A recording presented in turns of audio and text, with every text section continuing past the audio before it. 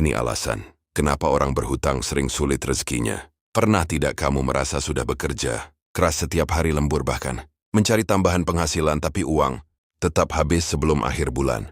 Gaji terasa hanya numpang lewat, masuk sebentar lalu keluar lebih cepat.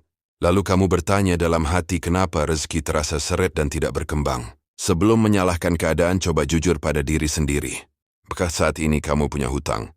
Ini bukan untuk menghakimi banyak orang berhutang karena keadaan. Namun yang sering tidak disadari adalah dampak pola pikir dari hutang itu sendiri. Pertama, hutang menguras energi mental. Setiap bulan kamu memikirkan cicilan, memikirkan tagihan, memikirkan tanggal.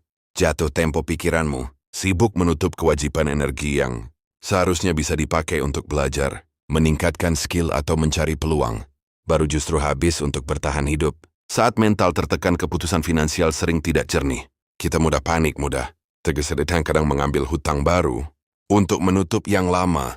Tanpa sadar kita masuk ke lingkaran yang makin sempit. Kedua, hutang konsumtif membentuk kebiasaan instan. Beli sekarang, bayar nanti. Nikmati dulu, pikir belakangan. Lama-kelamaan otak terbiasa. Dengan kepuasan cepat kita jadi sulit menunda keinginan, sulit disiplin, menabung dan sulit fokus pada tujuan jangka panjang. Padahal rezeki yang stabil dibangun dari kebiasaan kecil yang konsisten. Ketiga, hutang mengurangi kebebasan memilih. Kamu ingin pindah kerja tapi takut karena cicilan, ingin memulai usaha tapi ragu karena tagihan berjalan, ingin mengembangkan diri tapi dana sudah terkunci kewajiban. Akhirnya kamu bertahan bukan karena nyaman tetapi karena terpaksa.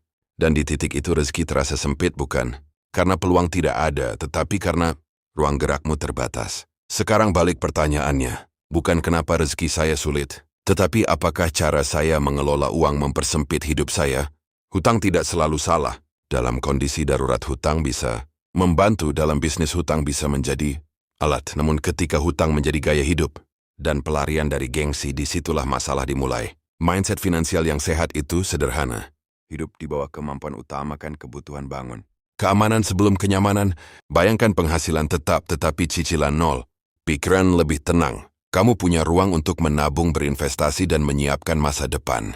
Di situ rezeki terasa lebih lapang karena tidak lagi bocor. Seringkali yang menghambat bukan kurangnya pemasukan tetapi kebocoran yang dibiarkan. Mulai hari ini berhenti menambah hutang konsumtif.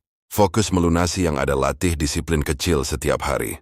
Rezeki bukan soal seberapa besar yang masuk, tetapi seberapa bijak kamu menjaganya. Masa depan finansialmu ditentukan oleh keputusan yang kamu ambil hari ini.